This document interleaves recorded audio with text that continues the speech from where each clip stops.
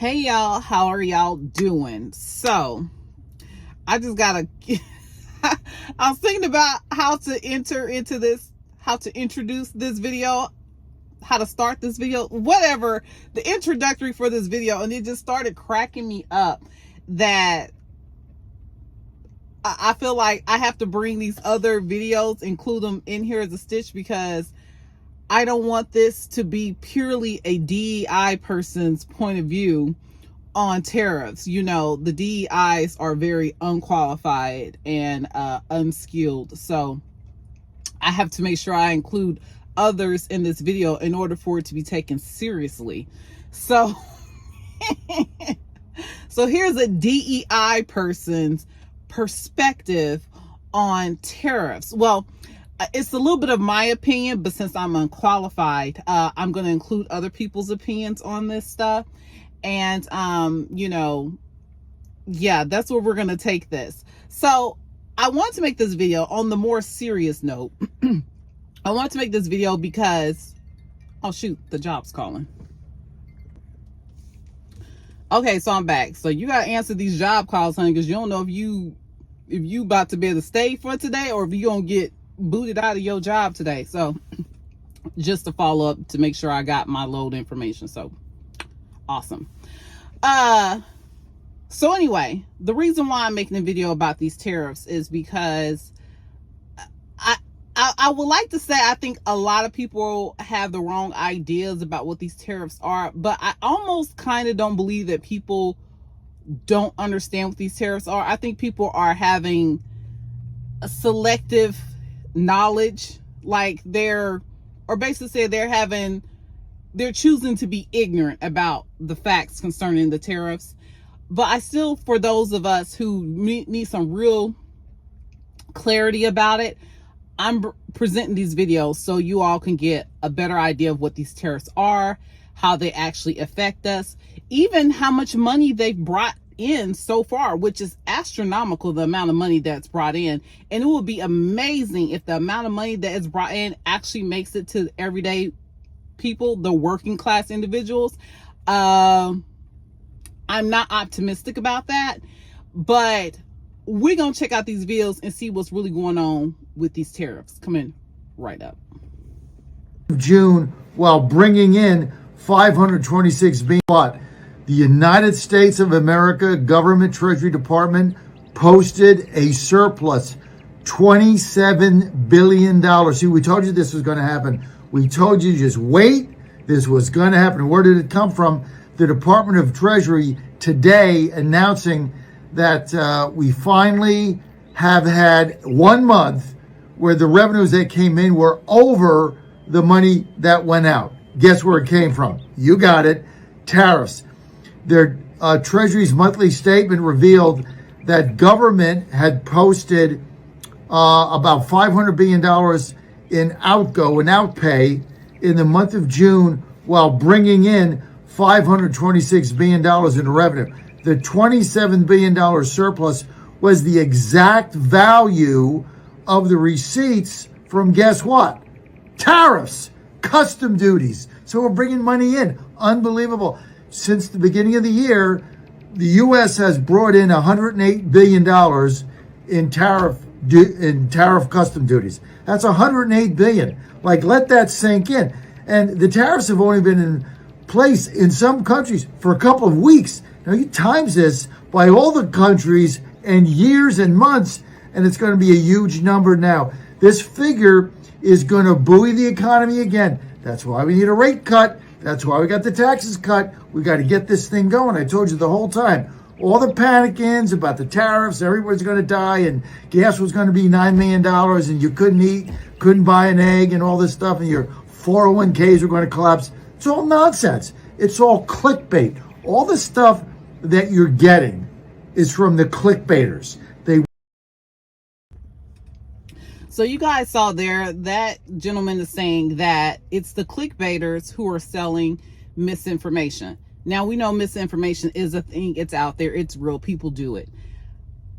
But we need to look at the broader picture here. If companies are having more expenses than they have in revenue, what is the first thing that they do? They cut jobs. Okay, when companies have way more expenses than they have revenue, they cut their labor market, and they work with who they have, and a lot of times that means overworking the people that you keep there. You also cut benefits. So even though you don't see an immediate hit to your 401k, etc., as he brought up, there's consequences to be made. And if there's a lot of people losing jobs and the cost of buying goods go up at the same time, you're going to have a decrease in not only just profits, but revenue, the ability to grow your company and expand it. So you're going to see what we hate to say, that we're a recession type of environment occur. So yeah, we, like he said, people aren't falling out in the streets, and no, not immediately, but this will have long-term consequences. So anyway, let's get into this next video and see what this young lady has to say. Of President Trump's massive reciprocal tariffs, and for months, economists have been warning because of these tariffs, the sky was going to fall and the economy was going to tank, but we haven't seen it yet. Why? We're going to get into it in this video, and I want to start this by saying President Trump is absolutely correct. Under his new tariff policy, the United States has absolutely brought in unprecedented levels of tariff revenue. As of July 2025, the Treasury Department reported Trump's tariffs this year alone have brought in more than $150 billion, and these new reciprocal tariffs that took effect today are only going to increase that number. But as I have been reporting since last year, that money generally is coming from your pocket and the pockets of American businesses, because tariffs are not paid for by the foreign country. Tariffs are paid for by the U.S. importer who brings those foreign goods into the United States. The U.S. importer is the one who writes the check at the port of entry. Now, I want to stop right there, because what happens next is one of the reasons why some of you have not been feeling the full brunt of these Trump tariffs. See, it's up to the American importer, once they bring that item into the United States, what to do with that tariff cost that they have just paid. They have several choices. One, they could pay the tariff, and whatever cost they paid, they simply add it to the price you pay for that item. Two, they could say, oh, the tariff is not that expensive, so instead of turning off my customers by raising prices, I'll just eat that tariff cost in full or in part and cut into my own profit margin. Or three, they can say to the foreign country where they're getting that import, hey, if you want me to keep ordering from you, I need you to split this tariff cost with me. Just last week, the chairman of the Federal Reserve explained what choices those American importers are making. The evidence seems to be mostly not paid only to a small extent through exporters lowering their price. And companies or retailers, sort of people who are upstream, institutions that are upstream from the consumer, are paying most of this for now. You heard him. He said the evidence the Federal Reserve has right now shows those foreign countries are not playing ball. They mostly have not been paying the cost of these tariffs. Instead, American importers and American companies have been eating the bulk of that tariff cost. Not all of it, but most of it. And they're generally not passing the bulk of that tariff cost onto you. But did you notice the chairman said that's what's happening for now? He said that because American companies have given every indication to the Federal Reserve that they are absolutely going to be passing more of these tariff costs onto you. It's starting to show up in consumer prices, as you know, in the June report. And I'll say again, they may be less than people estimate, or more than people estimate. They're not going to be zero. Consumers will pay some of this. But why now? If they've been eating most of the tariff cost up until now, why would they all of a sudden start passing more of it onto me, the consumer? For a few reasons. One, because these high tariffs that took effect today, like 50% on imports from India and Brazil, 19% on imports from the Philippines and Thailand, and 20% on imports from Vietnam, are just too high.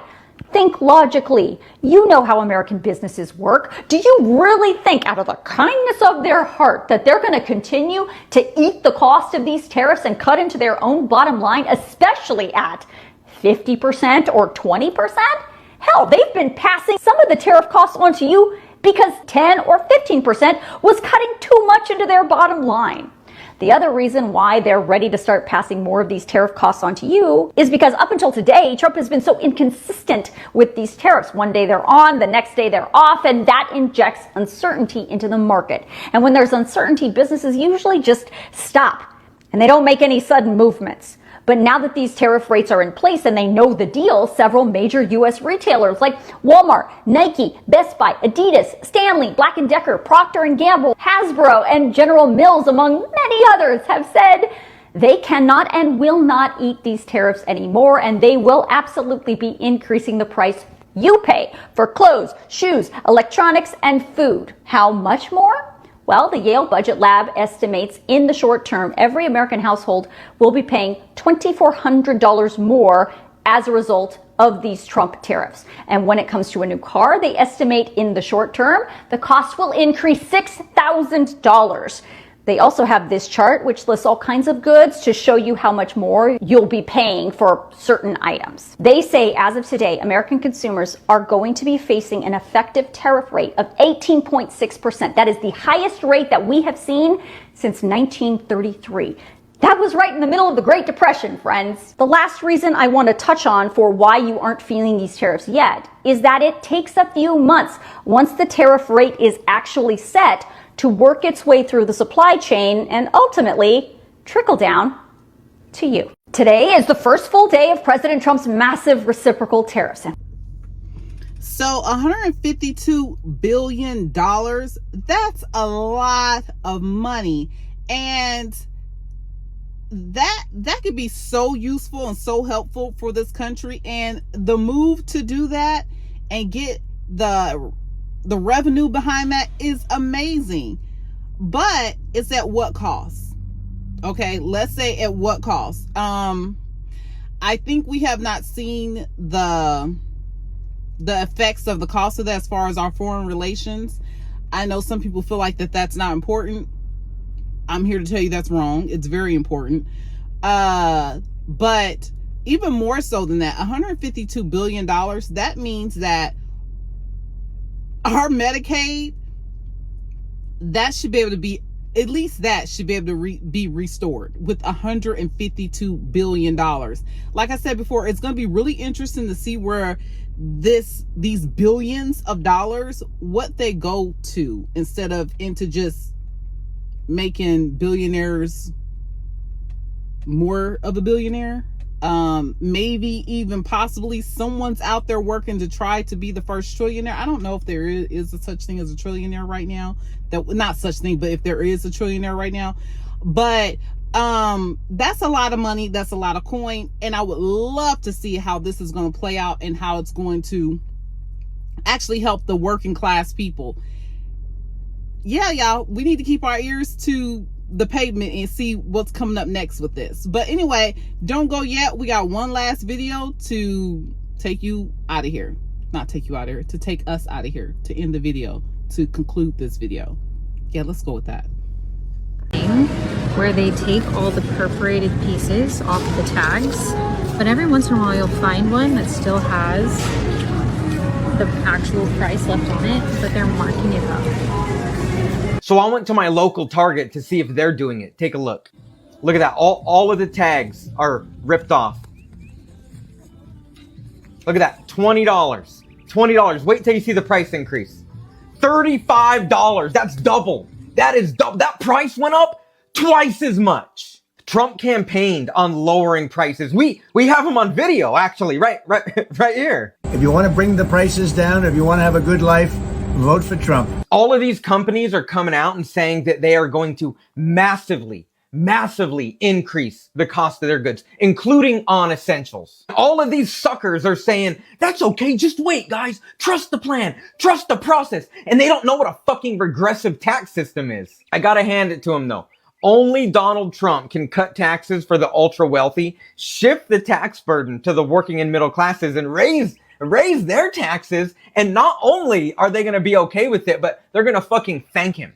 All right, so if you shopped at Walmart recently, they're doing this shady thing. To accelerate permitting of AI projects, expand U.S. tech exports, and eliminate what the president called woke in AI. Now, the president's plan aims to block the government from contracting with tech companies unless they ensure that their systems are objective and free from what they call top-down ideological bias. Now, I asked White House officials on a call yesterday, who's going to decide what ideological bias is?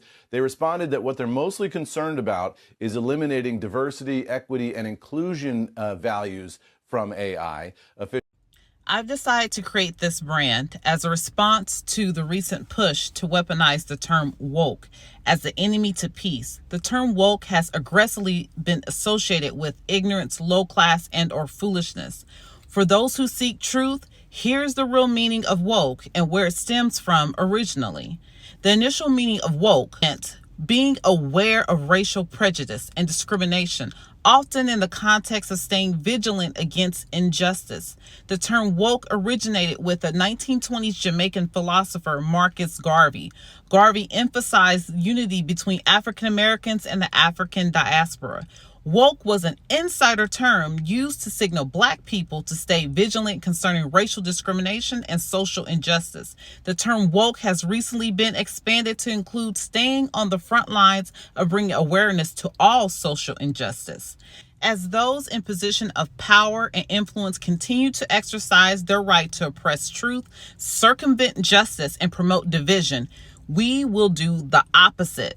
In wearing this apparel, those of us who believe in a fair and just society, we will exercise our right to speak peace, truth, and progression aggressively. We will not be silenced. Link is in my bio or in the description box below.